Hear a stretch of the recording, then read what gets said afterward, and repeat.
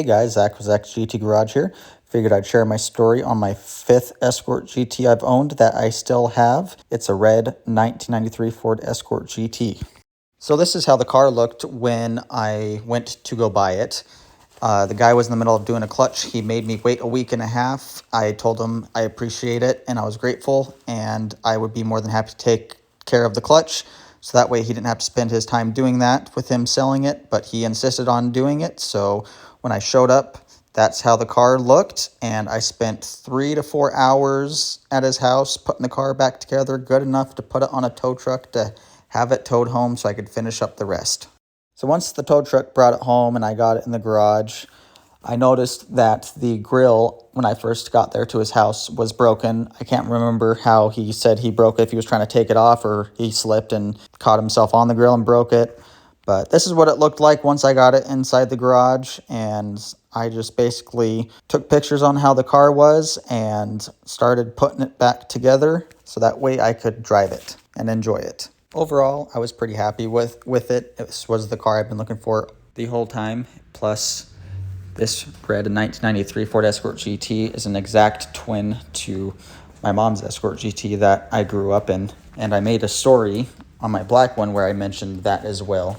Go ahead and check that out. I'll put the link in the description. Now, when I got the car, the odometer had just barely rolled over, indicating 107,000 miles that this car had. And I was super excited to finally have a red 93 Escort GT. Now, the car had been into a previous fender bender accident where it made a small dent in the quarter panel and it made a dent in the door, and somebody put a pink Irish red LX door on it. And you can tell the two different trim moldings on the door. The 93 had a specific kind of molding. They only offered a 93. Also, the interior is only 93 and the wheels are only 93 as well. So the next night I got everything put back together, and I also had some spare parts on hand, like this LX grill that looked a lot better than the broken one, but still doesn't look as good as the GT grill. Now you may notice that the Escort GT emblem or nameplate is very scratched up and most of it's missing. Well, I went ahead and fixed that because I have a collection of emblems, new and used. Then I got my GT grill in, and so I put that on and went and took the car for its first wash since I've owned it. And then I got my new plates on there and registered all in my name so I can drive the car legally. And that license plate is my mom's original license plate that she got when she bought her red Escort GT brand new back in '93. So I thought it'd be perfect to put it on my red 93 Escort GT. Then I decided to do a cold air intake on it because cold air intakes weren't a thing when these cars came out. And then when cold air intake kits first came out, the car was too old and they never really made one for it. So I kind of had to do a custom piece by piece to figure out how I wanted this cold air intake to work. Then I took the LX door molding off because I figured no molding looks better than misaligned molding. Then I got all the goo off the door, and then there was an old dealership sticker on the back of the hatch that I got off. And then I had a black door handle that I was going to put on so both sides matched. So 91 through 93, the door handles, no matter what color the car was that matte black. And then 94 to 96, they had painted the door handles to match the outside color of the car. Then next came new brakes, and might as well flush out and get all new brake fluid, which was good because the old brake fluid looked like coffee. Then the car sat for a couple of weeks because went to walk out to go to work and the tire was flat, but now had new tires. Then fast forward probably a year and I got brand new headlights for the Escort so I could put those on, and I got HIDs, which turned out to be way too bright, so then I put the stock halogen bulbs back in. Then not too long after, the next thing to do was tackle 30-year-old struts and suspension. So I went ahead and pulled the old ones out and I put the new ones in, and the car went from riding like a park bench to riding so much more smooth and comfortable, just like a brand new car. So then the next thing I did was get a dash mat, had it custom made to say Escort GT on it because these dashboards are prone to cracking in the sun, and mine was not cracked at all, and I wanted to keep it that way. Then I did an oil change on it, got new spark plugs, made sure they were properly gapped, and then got new distributor cap and rotor and new spark plug wires. Then went ahead and cleaned the engine bay, and then took it to go wash the outside. And sometime before, I had the windows tinted, so that way the car could stay cooler. So earlier in the video, I mentioned that the car had a ding in the door and a little bit in the quarter panel.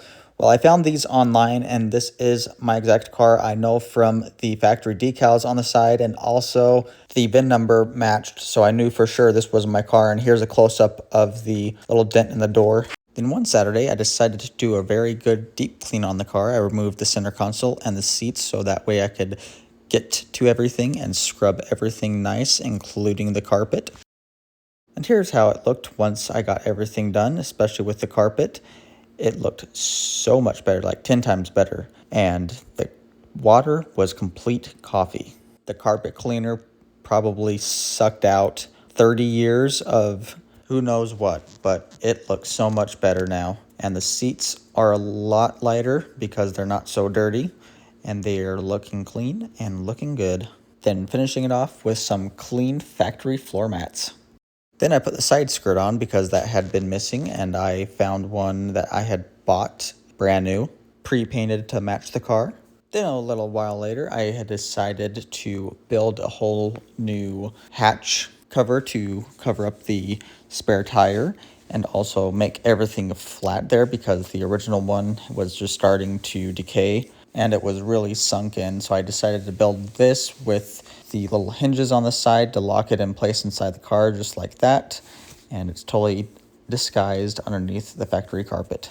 Then my wife and I decided to take a fall cruise up the canyon where we live at in the Escort and just enjoy watching the trees change. And we really enjoyed it. And if you live in Utah or you visit Utah, this canyon leads up from Brigham City up to Logan, Utah. Very beautiful drive. I highly recommend you drive it if you have not. My wife and I enjoy watching the leaves change in the fall. It's some of our favorite canyon drives. Next thing I did was I changed the windshield wiper arms because it's the little things and most people would not really even care to probably do this, but I changed the wiper arms from the stock ones to the third generation Escort wiper arms, the ZX2 that I found at the junkyard, because the stock ones, if you look above, have that little pin up there and it makes it really difficult for Rain-X wiper blades to properly go on, and I like Rain-X. So the ZX2 and the third generation ones, they have the hook ones that are easier to just clip right on to the Rain-X ones, so that's the ones I got. And also my old ones are faded and chipped off, and so now the new ones are still somewhat black. And they look better than the original ones. And here's how it looked once it was done. Next, I got a parts car. Now, I did a story on this before, and I really did get this car just for that red door, because it was going to be a lot cheaper just to paint the outside of the door than it was both inside and outside of the door. Plus, it gave me an opportunity to get and keep a lot more spare parts, so I have some on hand, like the glass. If anything ever happened to my glass, I have spare glass. Then my e-brake wouldn't hold at all because the rear calipers had seized because, 30-year-old car.